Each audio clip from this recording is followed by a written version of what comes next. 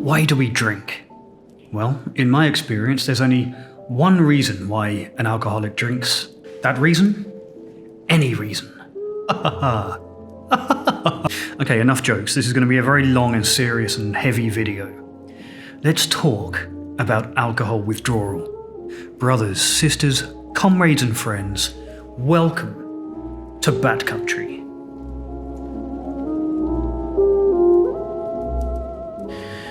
Okay, let's get started.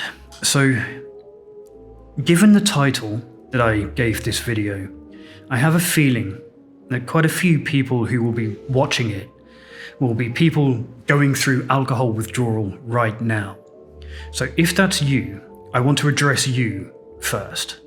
There's no easy way to say this, so I'll just be blunt up front about it. If you are worried that you might be experiencing alcohol withdrawal right now, and you found this video while you were looking for some kind of comforting words or reassurance that everything's going to be okay, I'm afraid that you came to the wrong place. I'm afraid that I just can't offer you that. I can't offer you consolation, and I'm not going to tell you that everything is going to be okay. It probably is, but that's not what I'm going to say. Instead, I will tell you honestly that severe or acute alcohol withdrawal was the worst experience of my life, and I put myself through it several times. I'm something of a connoisseur.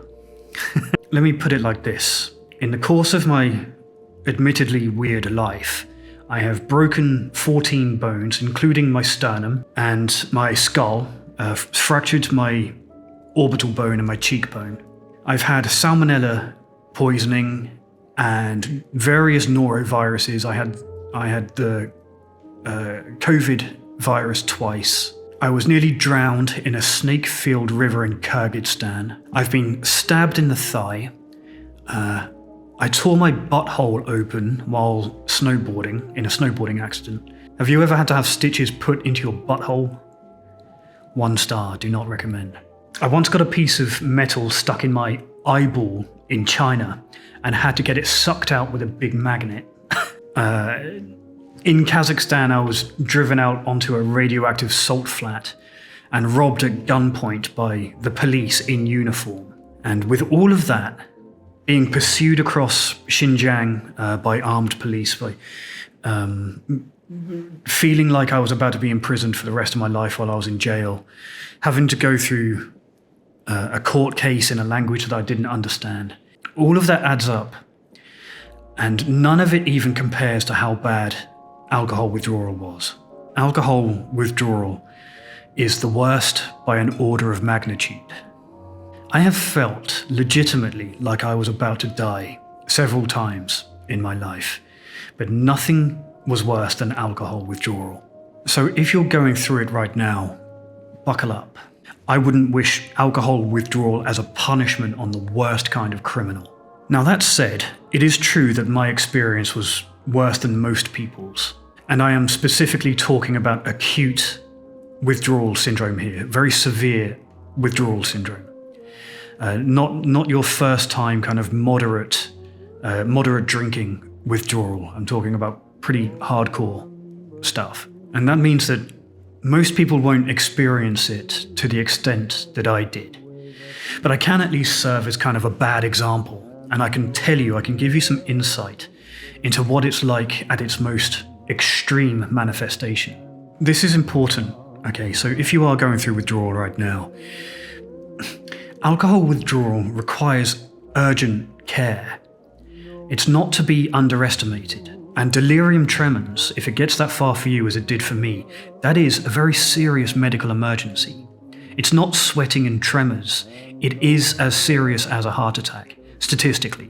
So even if my experiences that I'm about to recount are too dramatic and too extreme for you to relate to, you still need to take your own experiences with this seriously. So before we get to a kind of day-to-day recap of the progress of severe alcohol withdrawal, how much do you have to be drinking and for how long to experience alcohol withdrawal? What level do you have to be drinking at to get symptoms? Well, it depends on a lot. It depends on things like your liver function, your age, whether you have any history with alcohol withdrawal. And a lot of medical professionals will kind of hesitate to give you even a ballpark of how much you have to be drinking and for how long in order to begin withdrawal. But I'm going to commit to some rough numbers, some ballparks, to give you a sense of the kind of volume at which you need to be drinking in order to have a difficult withdrawal process. So I'm going to go out on a limb, and I'm going to say, if you've been drinking at least a bottle and a half of wine for 6 months or more, that's equivalent of 6 or 8 beers, most days for about 6 months, you will experience some kind of withdrawal, even if you've never had any withdrawal before. That should be enough to bring on the tremors and the sweating and the anxiety that I'm going to discuss, at least to some degree.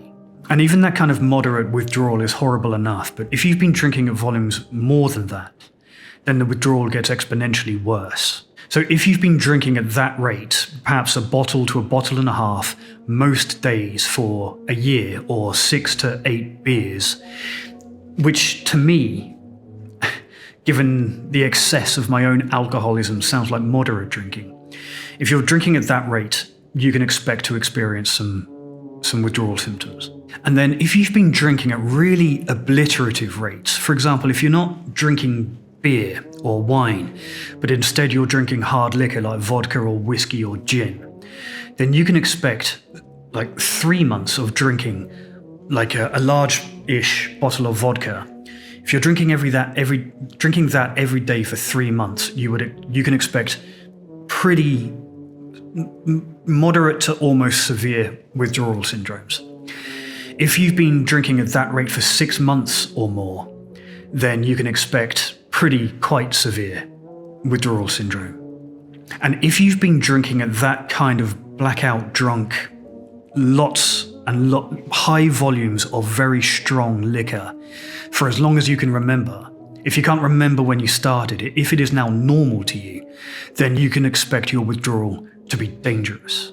To put it in context, to talk about my own experience, the first experience I know that I had with delirium tremens was after a period of drinking about roughly 2 large bottles of vodka or whiskey or gin every single day, almost without exception, for 6 months, and then suddenly stopping. That was enough to bring on a withdrawal period that was life-threatening for me. In other words, in order to experience relatively moderate to severe alcohol withdrawal, you need to have developed a dependence on the alcohol to start with. And whether you develop a dependence depends itself on a lot of factors, right? Age and body weight, metabolism, genetics, that kind of thing. In general, though, just think of it like this. If you have been drinking to drunkenness for so long that is normal to you, then you will have a problem with withdrawal. So that's the kind of framework that we're going to discuss withdrawal in. I'm talking about more severe kind of withdrawal here. Either a very long period of relatively moderate drinking or a short period of incredibly heavy drinking. So now let's go day by day through severe withdrawal.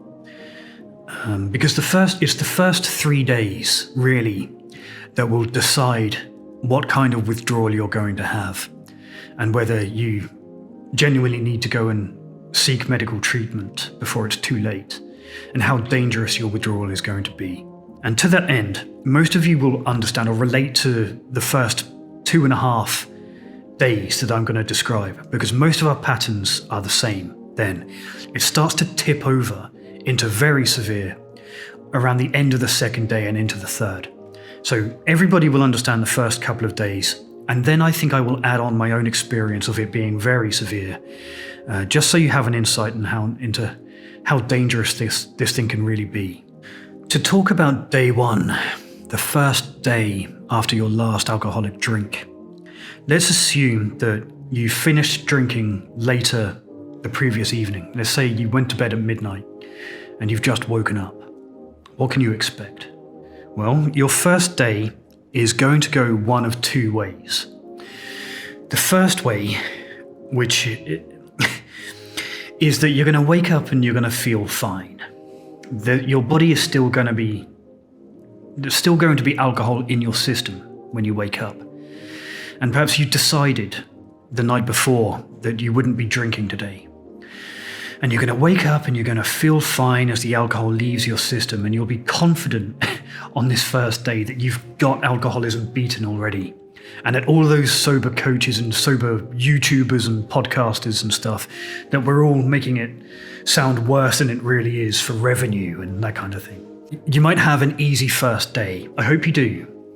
I hope everybody has an easy experience.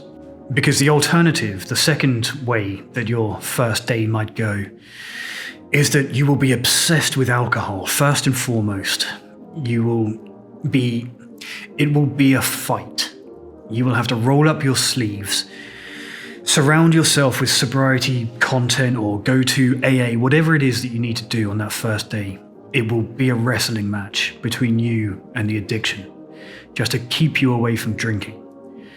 That's the first thing. You will be obsessed with alcohol on that first day. It will possess every waking thought, and you will have to fight urges and dedicate all of your energy and all of your resources to not picking up a drink on that first day. That's what most of my first days were like. And I have been on that first day, that first Groundhog Day, over and over again, and failed on that first day over and over again. In fact, towards the end of my alcoholism, touch wood, I was drinking at such extreme volumes that I would wake up in withdrawal. So even if I only slept for 6 hours or so, which is usually when the very earliest symptoms begin after your last drink, I would be waking up already showing some pretty severe withdrawal symptoms and an extremely powerful craving to drink. I would wake up in panic.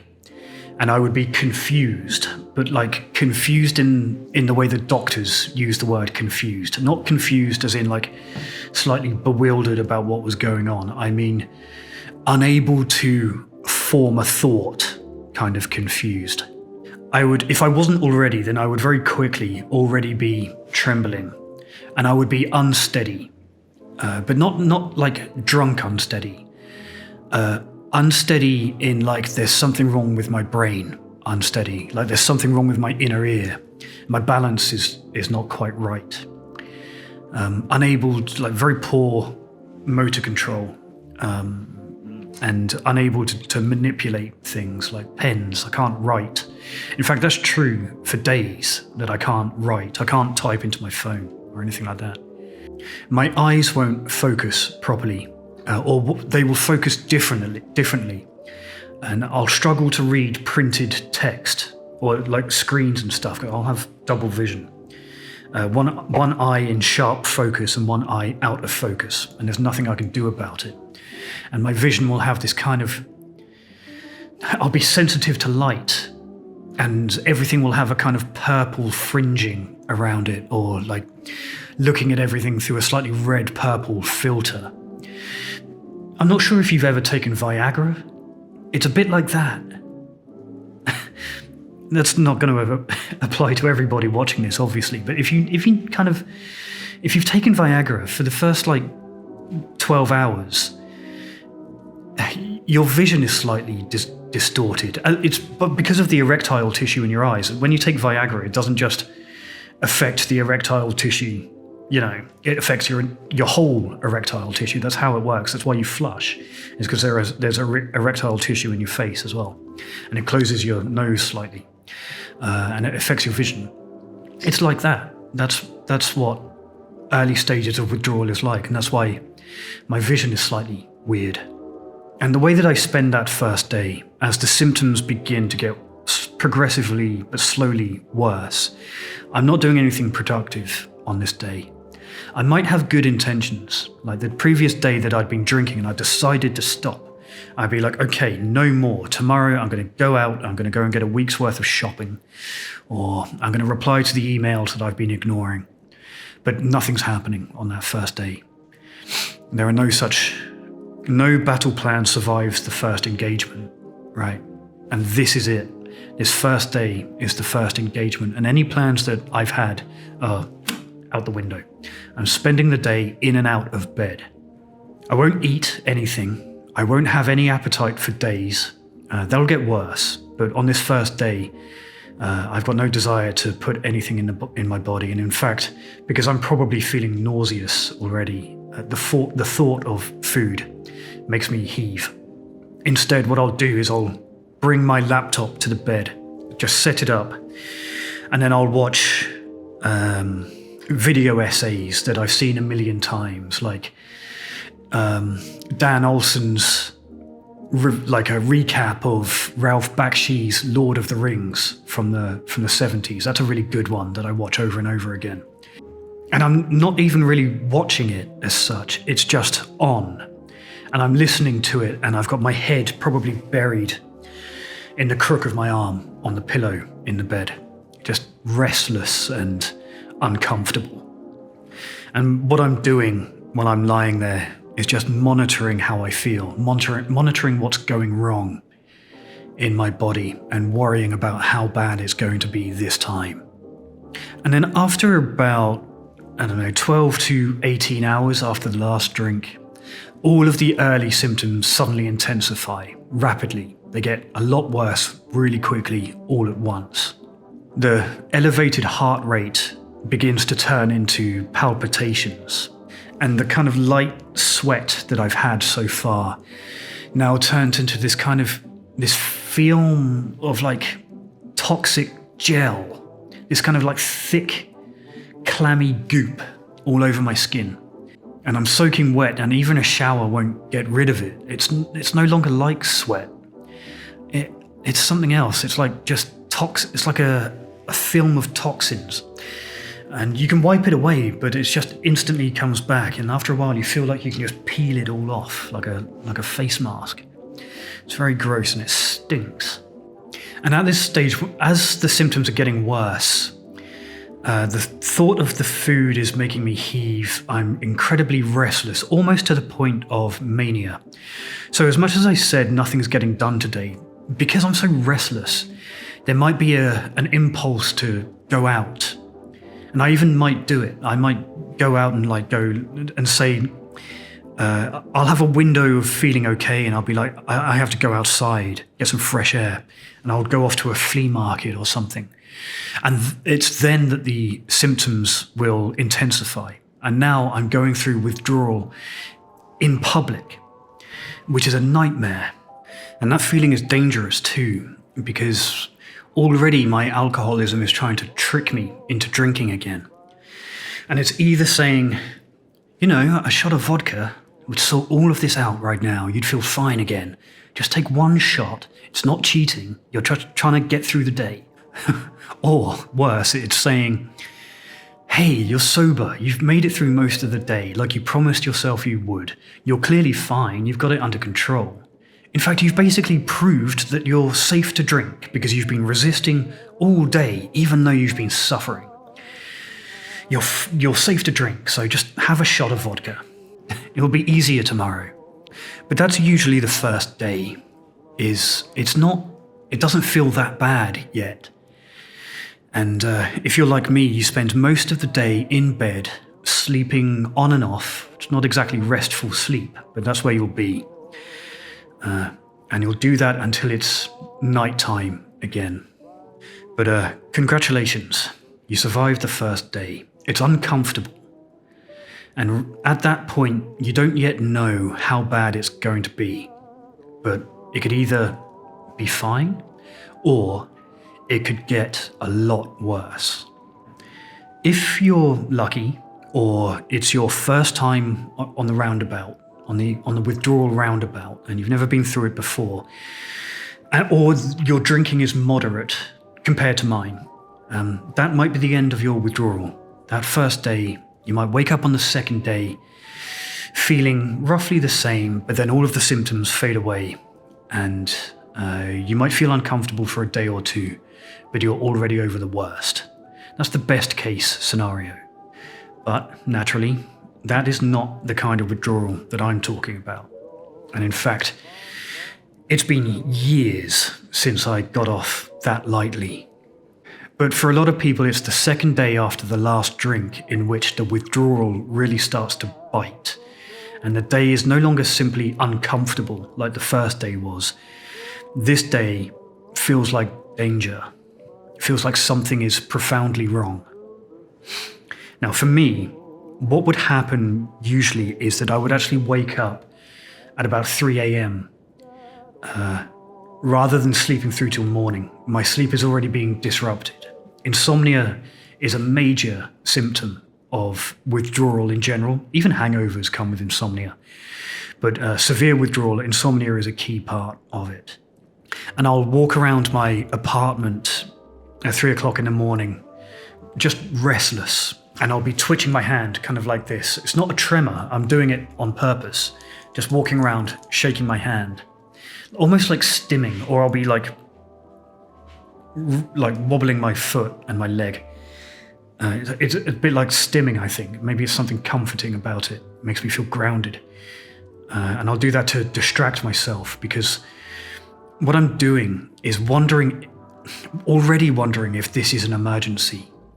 And I'm already at 3 o'clock in the morning, I'm weighing up whether I should just suck it up and go to the hospital already, because I know where this is going to go, or whether perhaps I should go and find a 24-hour shop and buy an emergency shooter of vodka.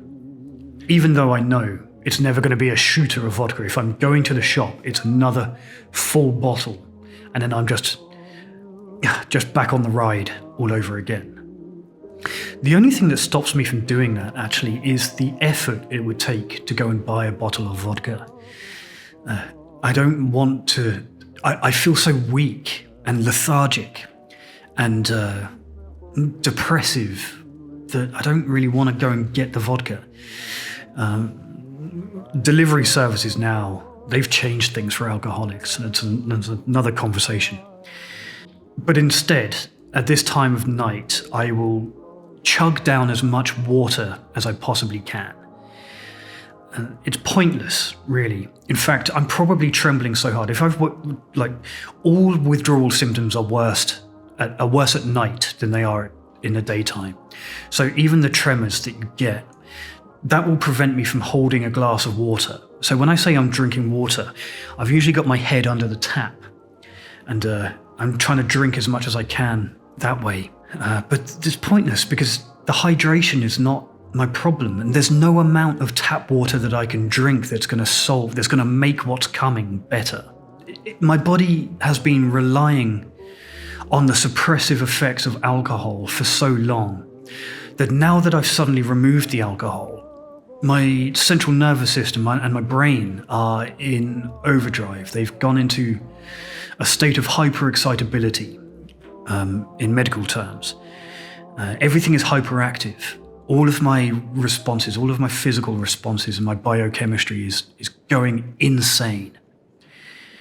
No amount of drinking tap water at 3 o'clock in the morning is going to fix that. What I'm in now is like a permanent panic attack for the next day and a half at least. A permanent state of panic attack.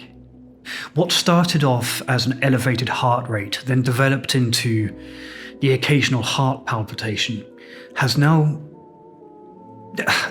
The palpitations are now so powerful that I feel like my heart has stopped. And I'll have to beat myself on the chest. Like, the palpitations will stop me in my tracks and make me gasp, because they're so potent. And I'm trying to restart my heart by beating on my chest. It's ridiculous. And the nausea that I was feeling has now developed into a fever. And I mean that literally. My body temperature is rising. So is my blood pressure.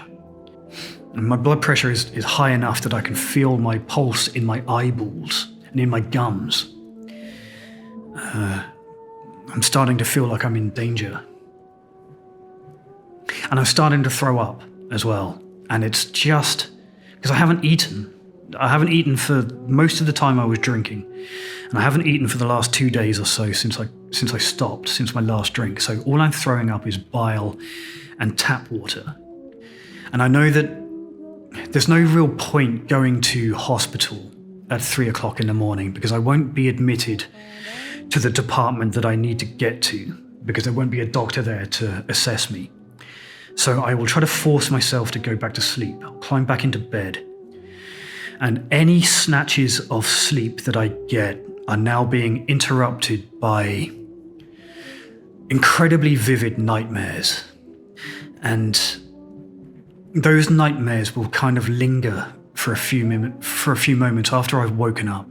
So I'll be startled awake by some incredibly horrific or terrifying visualization. But it doesn't stop immediately.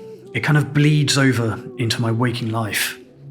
And that's an early sign that perhaps alcoholic hallucinosis is on the horizon. And I'll get to that in a moment. It's worth noting, even at this relatively early stage, on the early stages of the second day, seizures are already a risk.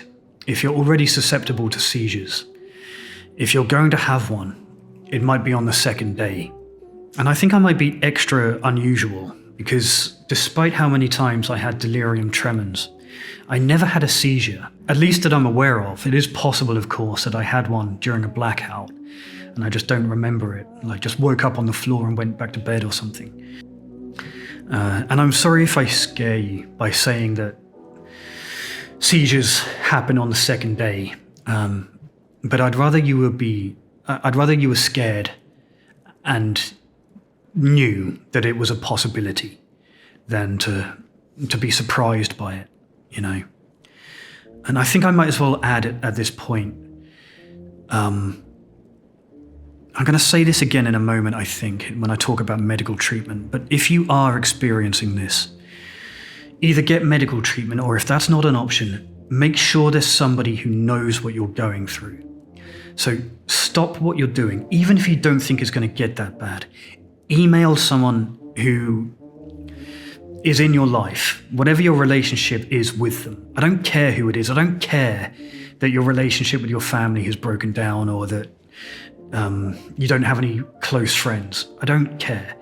Put your address in an email to somebody that you know, and trust them to call medical. And look, just let somebody know what you're going through. That's what I have to say. And the second day for me was made worse because I'd been hiding. I'd been drinking for so long, hiding from all my responsibilities. I had a job. The whole time that I was a genuinely chronic and suicidal alcoholic, I never really got fired. And I would just disappear and go and drink and stuff. And on the second day, because the alcohol has largely left my system, I was able to think occasionally a little bit more clearly, and all of those responsibilities would come swamping back in. And it adds this horrible pressure. It's like the feeling of that walk to school, even though you know you haven't done your homework. It's that times 10 million. That horrible anxiety. This is the second day. Okay, so the rest of the time that you're going through withdrawal, if it hasn't stopped already, the rest of the time, it's going to be characterized largely by a feeling of impending death, right? A very real feeling that you are about to die. That feeling grows and grows. And it's not nothing. It's not just a casual feeling like I feel like death. It's a feeling that you are about to die. That begins on this day.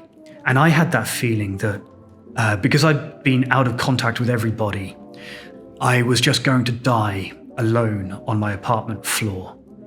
Or like my heart was going to just burst.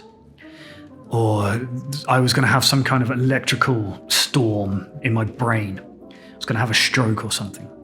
It's not anxiety anymore. It's fear.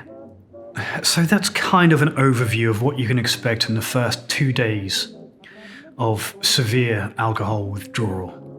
So the first 2 days are lethargy and insomnia and extreme anxiety rising up to fear and panic, and nausea rising to vomiting, and sweating rising to feelings of dehydration, and shaking rising to uncontrollable tremors, and high blood pressure rising to the feeling of palpitations like you're about to die of a heart attack.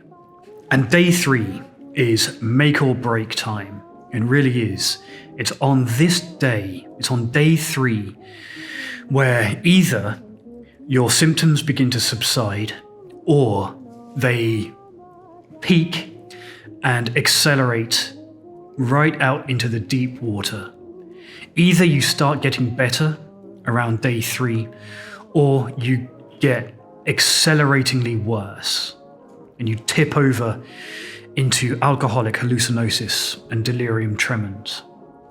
For the majority of people, day 2 is the worst. Right? So day 2 is when the symptoms peak. But if you're going to have it worse than moderate, then day 3 is when you're going to find out. Because by day 3, either you start to get better or your life is in danger.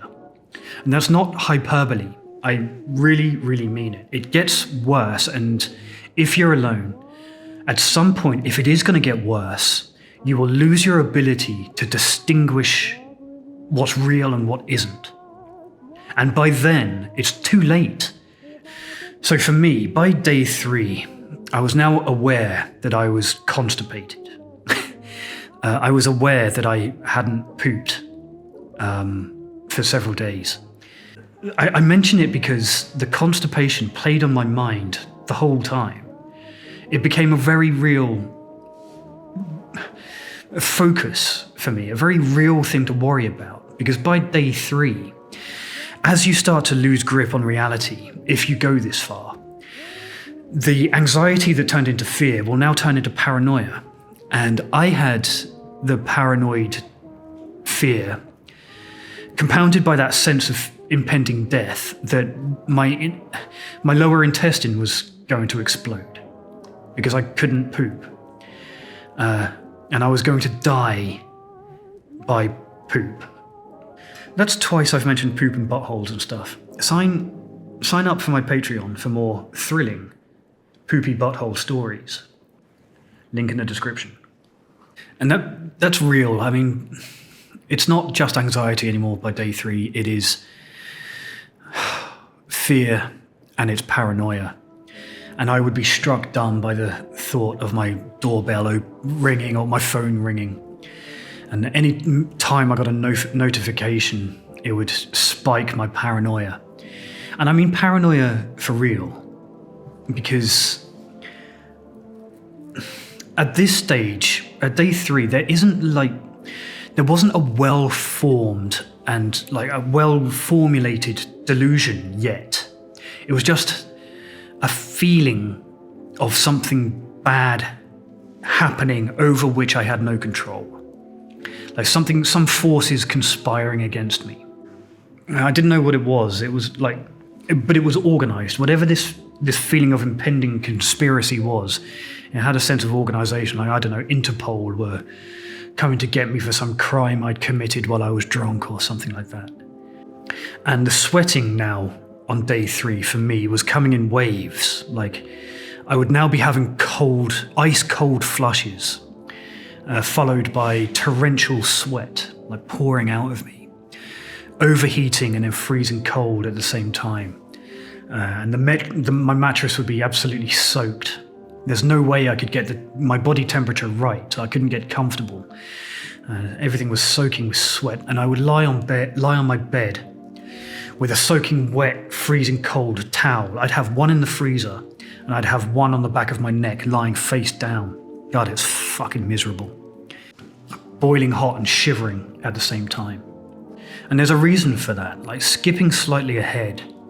When I was eventually admitted to hospital one time for severe alcohol withdrawal, I had a body temperature of 39 degrees. That's 102 Fahrenheit. So I really did have a fever and a high body temperature. Oh yeah, and alongside, like, maybe this is just me as well, but a little bit like the constipation thing that I mentioned about how that became a major fear for me. Maybe this is just me as well, but it's worth mentioning just in case. Day 3 of withdrawal came with a really weird insatiable horniness, a really gross, compulsive horniness. And that just added to how gross I was overall. But for me, the most important characteristic, the most important kind of factor for day 3 is that day 3 is when I lost grip on reality. Not everybody goes this far, like I said, but if you are going to go this far, day 3 is when you lose your threads of reality. So what that looks like, at least for me, and it happened almost exactly 72 hours after my last drink. Every time I got to this stage, it was exactly 72 hours, almost. And those dreams that I mentioned, so in the snatches of sleep that you would get on day 1 and 2, you would have these incredibly vivid, weird, sometimes violent, sometimes sexual dreams. But on the 3rd day, they stop being dreams and they become something different. They're not hallucinations. They're not dreams. There's some weird 3rd thing, some kind of different category of perception. And it's around this time, as I lose grip, that I might start hearing whispering or very low and indistinct music. I'm just going to take a quick pause. Now, I've talked about this in depth in other videos about what to look out for in the early stages of alcoholic hallucinosis and delirium tremens, but I'll cover it very briefly here too. So the way it starts for me is usually in bed, and for a while I'll be having very vivid closed-eye hallucinations. Usually it's disfigured faces, particularly World War I era disfigured faces. French soldiers who've had parts of their face shot away, and they're just kind of staring mournfully to start with.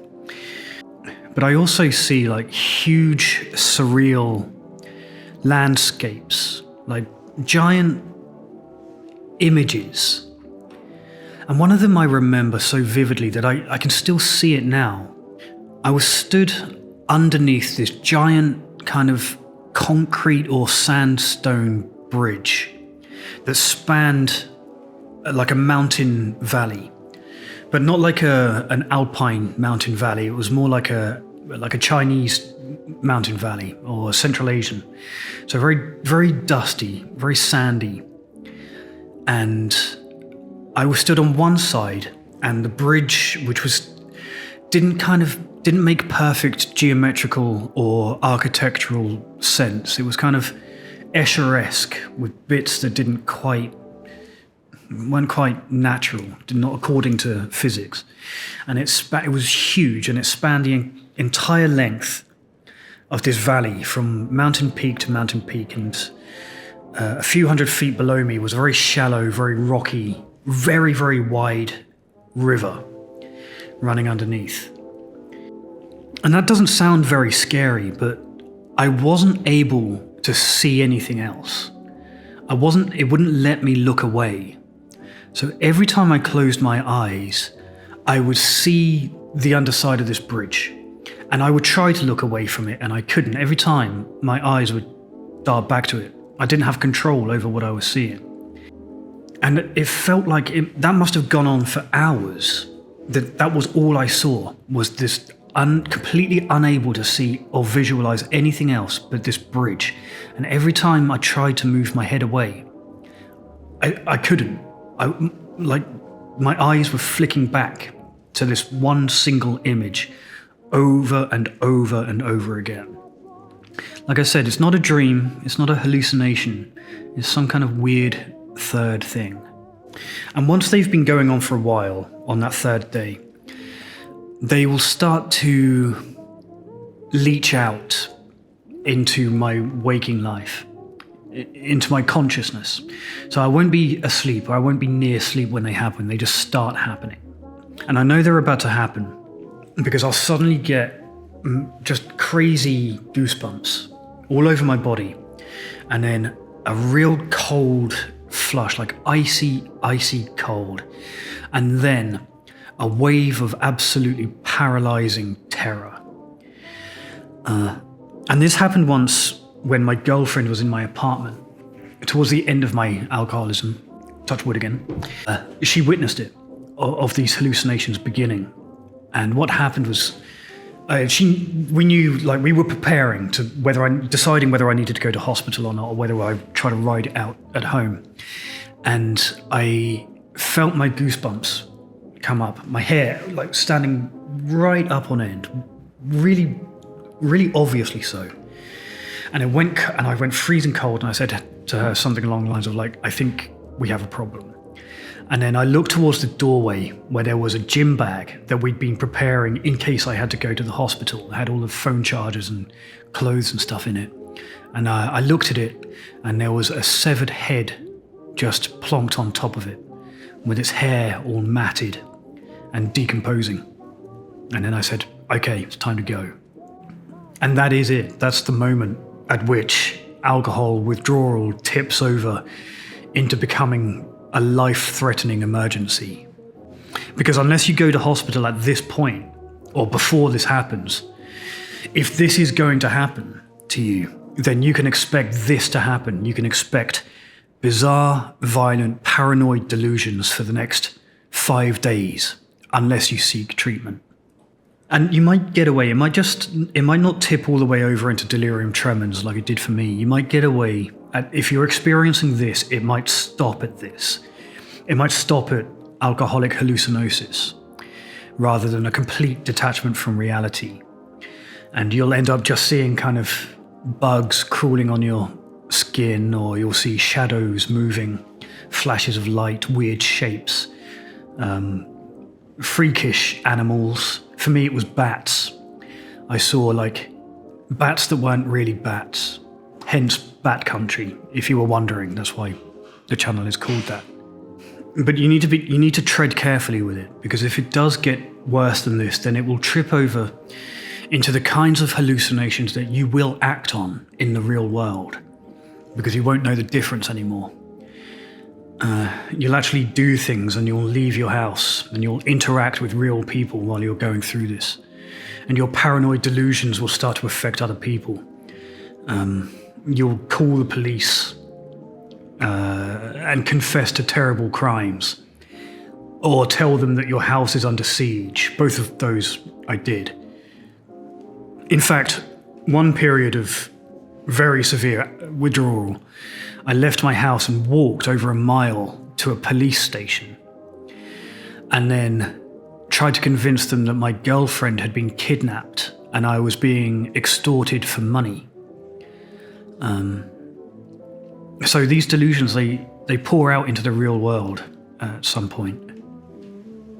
And also I called the police. While I was in the UK, I called the police and told them that there were a group of Soviet Russian soldiers outside my house who had come to take me back to prison in Kazakhstan.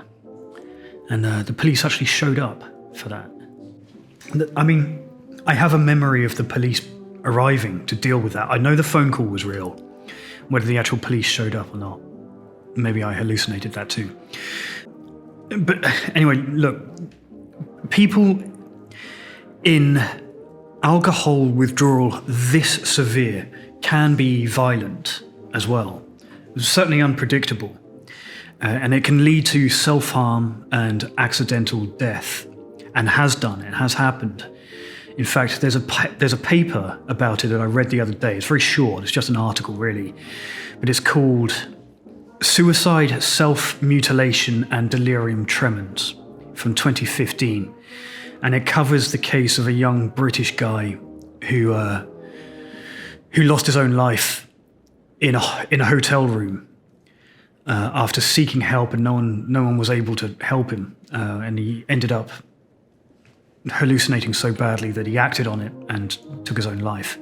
And there's another paper from quite recently, the last 10 years or so, and that one is called Self-Disembowelment and Delirium Tremens, Why Early Diagnosis is Crucial. That's the name of that paper. And it covers the case of another young man, or a man in his early 30s that I read recently, who was going through delirium tremens, but was misdiagnosed as being schizophrenic. And while he was on the psych ward that he'd been admitted to, receiving inadequate treatment, he cut out a section of his own intestines. He survived, actually, according to that paper, which is pretty amazing. But that's how bad it can get if you go without treatment. It's as bad as it gets. Anyway, I'm getting sidetracked, but I'm supposed to be doing a day-by-day blow, but that's what people don't know about alcohol withdrawal, is that it can lead to this kind of thing. People just don't know how fucking frightening this stuff is, and how it can force you out into the streets and be a crazy person, be dangerous to yourself.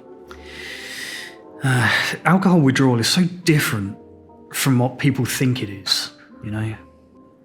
So by day 4 of severe alcohol withdrawal, fuck the cost, go to hospital. If you're still having severe symptoms, by day 4 it's time to go. Now there are 2 paths, right? There is the path with treatment and the path without treatment. And since I've been through both, I'll tell you both. Without treatment, by day 4, you are now in for a week of delirium tremens and life-threatening emergency health situations for the next 6 days or so. Delirium tremens last about 10 days in total. And if you're not getting treatment for it, then 15 to 20% of people who have not sought treatment by this stage will die of it. And then after that, you still have all the trauma and the post-acute withdrawal syndrome to deal with, and that's only if you survive, you know? But with treatment, which I highly recommend, things begin to settle down quite quickly. Once you've sought the help and potentially been admitted to a healthcare institute, then things get better quite rapidly. It's easy to treat this. Once you seek treatment, it is easily treated. And almost no one dies of complications of delirium tremens once they've sought treatment.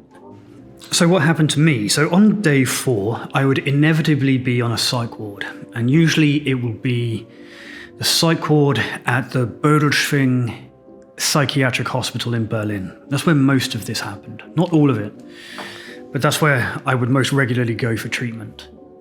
I would usually go in the daytime of day 4, because it was too difficult to get admitted in the evening.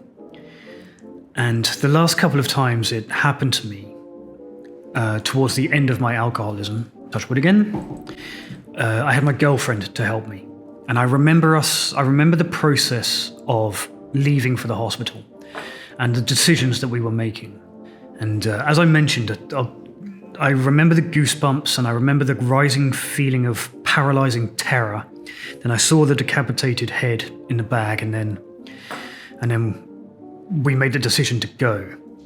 And I was throwing up on the way to the hospital in public, and then almost in a taxi. I managed to hold it in a taxi. Man, I remember that taxi ride being one of the worst experiences of my entire life.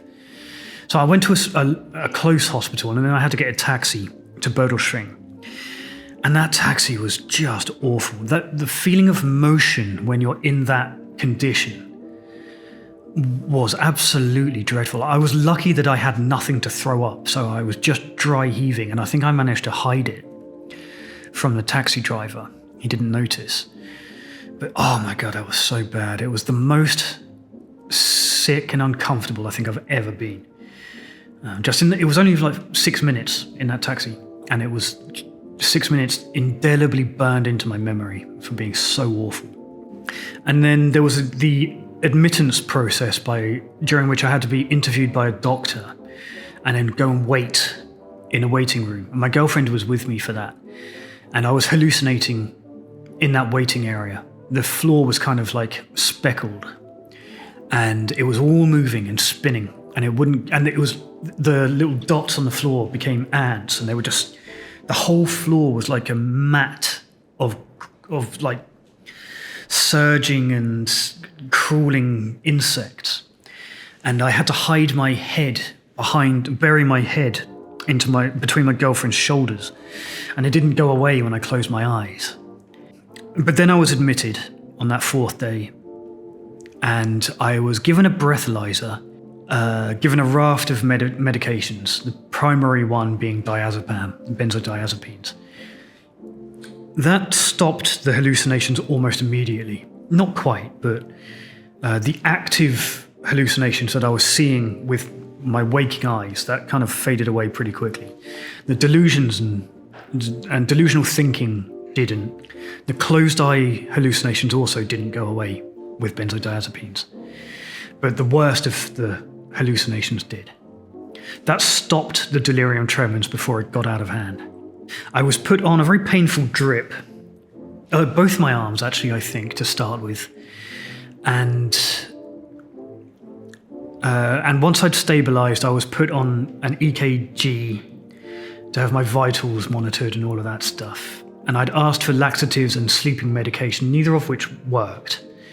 Not on the first day that I was there. And I didn't have any significant sleep until like day 5 or maybe even 6. So that was a solid 5 days without any real sleep, apart from moments. In the first couple of days on the psych ward, a doctor would come, or a nurse would come in every 2 hours to monitor my vitals, take blood pressure, that kind of thing. And that was day and night, which meant that any sleep that I was about to get would be disturbed every 2 hours by being woken up to check that I was still breathing and that kind of thing, and to have my blood pressure taken. All day and all night. My overriding memory of that ward, as the 4th night turned to the 5th, I remember it incredibly vividly, was sitting in the bleak cafeteria at 4 a.m, completely alone, a tiny cafeteria, drinking mint tea, which was all they had available. And that being the bleakest and loneliest and most depressing position of my entire life. That 4 a.m. mug of mint tea in that absolutely soul-crushingly depressing cafeteria. Yeah. And I'm lonely too because I can't speak to anybody in the outside world. I have my phone, but even on the 4th day, I'm still so uncoordinated that typing onto my phone, which should be the simplest thing, it's just not possible. Let alone actually writing something down. Like writing a reply to WhatsApp or Instagram or something like that. It becomes a burden. It can't be done in that condition. And any notification that I got would cause my anxiety to spike again, and quite often new and sometimes violent new patients were being brought in, and that would cause my paranoia and my anxiety to skyrocket, convinced that they were like planted there to disturb me, and just very weird delusions. And the first time that I was taken to Berdelschwing, I was that person. I was tied, brought in shackles, manacles, by a group of German policemen, and then restrained to a bed for the entire night, because I had been one of those people, just an insane person when I came in. Okay, so that's day 4. Day 4, for me at least, was about seeking treatment. It was about acknowledging that I was in danger and that I needed to do something about it, and I couldn't white knuckle it. So day 5, if you don't seek treatment and you are going to survive, then day 5, the symptoms either begin to fade or you collapse and you succumb. The majority of delirium tremens deaths happen around day 5, usually of a stroke or a heart attack, or dehydration sometimes as well. But for me, who had sought treatment most of the times that I went through this, I was safely in the psych ward, and my measurements being measured, my vitals being measured was reduced to once every 4 hours after the first 24-hour period. But even on day 5, my grasp on reality was somewhat inconsistent. I would dip in and out of lucidity, and I would do the thing that a lot of psychiatric patients do, which is I would become convinced that the doctors and the staff were conspiring against the patients in general, or me in particular. And those delusions were quite convincing. They were quite well formed and would often last several days. Even with the treatment, I would still believe, like after 3 days on the psych ward, I'd still be convinced that the doctors were part of some grand conspiracy in order working against the patients. And by now, the only thing that I looked forward to in my day was the diazepam. And because I was by now able to communicate what I was feeling to the doctors, and because I was an addict, naturally I wanted the maximum possible diazepam. And they would prescribe it, like measured and managed, obviously. The thing is, though, that they would also give me more if I asked for it. And I asked for it regularly. All I had to do was say that, look, the hallucinations are returning, or I'm beginning to panic. Can you give me something? And that's what they would give me. They would give me more diazepam. And every time I did that, they would add 24 hours onto how long I had to stay on the ward for the withdrawal from the diazepam. They wouldn't release me until they'd also overseen my withdrawal from the benzodiazepines. And that's the way that I phrased that makes it sound like they were flippant with their prescriptions or that I was abusing it. It's not the case. I am, as dangerous as diazepam is for a person like me, I am incredibly grateful that it was there and that they would give it to me when I asked for it. Because it did make things better for me. And even though they would add an extra day onto my stay on the ward, the truth is I would discharge myself anyway. I never stayed on one of those wards more than 6 days before the fight or flight response became overwhelming and I had to escape. I would discharge myself usually. But there was a previous episode where I went to a psychiatric hospital outside Berlin. And while I was there, after about 2 days of extreme panic and horrible sensations, I actually climbed an 8-foot brick wall to escape the place. In the morning, I woke up one morning, went out into the gardens, climbed the wall, left, walked, I don't know, maybe 10 kilometers, got a train, went home, got changed, had vodka, then started feeling guilty and felt like I should, give the treatment a chance. Got the train back, walked another 10 kilometers into the forest, and then climbed the brick wall back in. I might be the first ever person to break into a psychiatric unit. But my thinking process is all over the place, So, we're getting to the end now of what I can talk about, the day-by-day experience of going through severe withdrawal syndrome. And from day 6, after the 6th day after the last drink, and then onwards, it's a kind of slow return to relative normality, I suppose. Though I would argue, if you've been through an experience like I have of delirium tremens, if you've been through an experience of very severe alcohol withdrawal, you'll never be fully normal ever again. It does leave a legacy. The tremors begin to recede after the 6th day. Whether you seek treatment or not, if you survived this long, it'll start getting better around day 6. The sweating will stop, the heart rate and the blood pressure will begin to go back to normal. So it's mostly good news if you've made it this far. But it will take a long time before the sleep returns and before the anxiety recedes. And if you're very unlucky, you might go straight into a depressive period or post-acute withdrawal syndrome. You might not get a break. Some people don't get post-acute withdrawal syndrome for months after they've begun, into sobriety. It gets some people quite late. Some people just go straight into it. And I've discussed post-acute withdrawal syndrome in a separate video, so I won't cover it here. And by day 6, I was eating again. Because I was still on the psych ward at this point.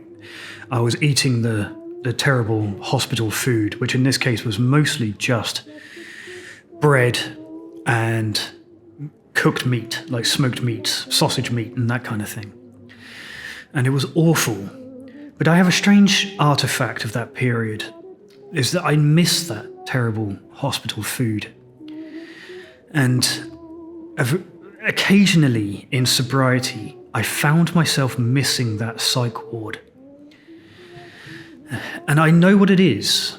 I know that is the alcoholic's desire to be cared for, to be looked after, to be mothered. That's what the psych ward is. That's why I miss it.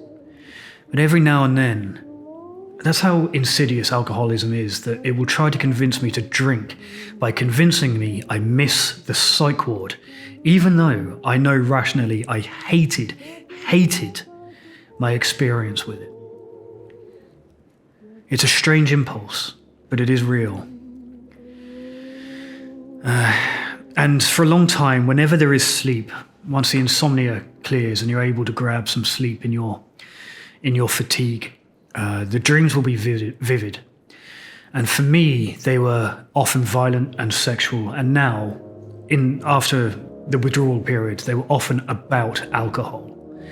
Very often dreams of feeling guilty, like I'd relapsed, or I'd been caught drinking, or I'd been caught hiding bottles, that kind of thing. And for the first short period after those 6 days, the urge to drink again is almost overwhelming. It's real bad. That's when it's worst. And twice I walked out of that psych ward. Even after the worst of the severe withdrawal symptoms had subsided, I walked out of that psych ward, across the road, straight into a liquor store, and just began the whole merry-go-round all over again. Did that twice. Okay, so it's been a while since I've done a video this long and this kind of heavy, a little bit out of practice, but that's about it. That was roughly a day-by-day recap of the first few days of what acute alcohol withdrawal is like, or at least that was what my experience with it was like. I would thoroughly encourage others to share what you remember of it in the comments below. If you can, share some survival strategies. Share some advice as well as your own experiences. How did you get through it? I think that's going to be important because I do believe this video will attract people who are going through withdrawal right now, and they will benefit from some first-hand advice. And next, to those people who are experiencing it right now, and you're wondering what you should do about it, whether you should white-knuckle it, or whether you should go and seek medical treatment. Fuck the consequences. Go and get treatment. Listen, if it's not plain to you by now, alcohol withdrawal is not a test of your willpower. It's not a struggle through which you have to go. I believe it is useful to go through it for the long term of your sobriety, but it is not something you need to put yourself through. The reason for that is that when you go to seek treatment for withdrawal, they're not just treating the immediate symptoms. Okay, there's a thing called the kindling effect, which is the process by which withdrawal gets worse and more dangerous every time you go through it, right? When you go and seek treatment for withdrawal, the doctors are not idiots. They know that when I show up in withdrawal, I am an alcoholic, and it is likely I'm going to show up again. The reason why treatment is important is because they are also treating you for the next time it happens. They're trying to protect your brain. They're trying to protect your central nervous system. Because as much as you want to tell yourself you'll never put yourself through it again, that doctor isn't just saving your life today.